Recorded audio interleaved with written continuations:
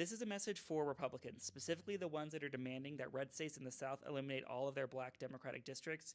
You are playing with fire. I ran the numbers on what I call the Maxmander, where every single state that can does a maximum gerrymander for 2028. And it turns out, Republicans, you do not have the structural advantage you think you do. Let me run you through all the numbers. So in the map behind me, I didn't redraw all the districts. I'm just showing you in each state what I think the partisan breakdown would be in a maximum gerrymander scenario.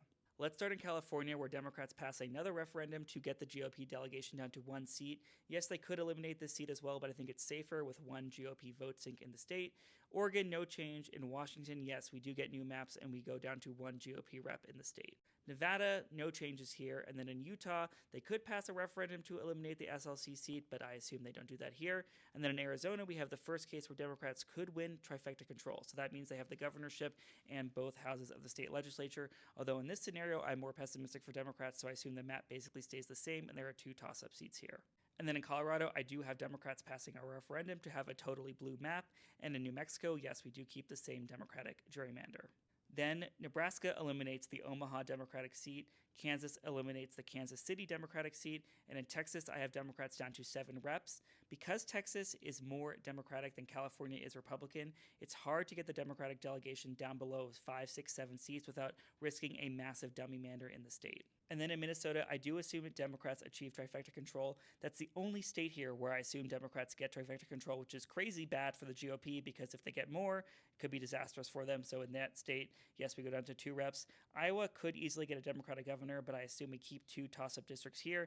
In Missouri, we eliminate the St. Louis district. And then across the deep south, of course, we eliminate all the Democratic representatives outside of 3 in Atlanta, and then 3 in North Carolina, and maybe 4 in Florida.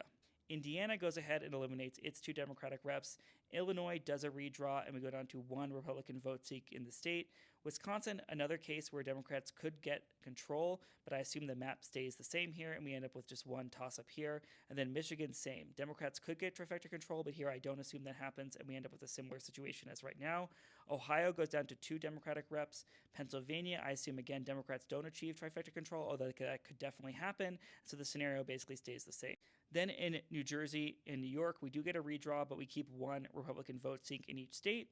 And finally, everything in New England stays the same with 1 toss-up district in New Hampshire and 1 in Maine. This math is so important because the only way that Republicans will ever agree to end partisan gerrymandering nationwide is if they believe they are going to lose out at the end of the day with the maximum gerrymander scenario. So we have to vote blue up and down the ballot because every additional state that we can get control in, Arizona, Wisconsin, Michigan, Pennsylvania, is going to convince the GOP to come to the table.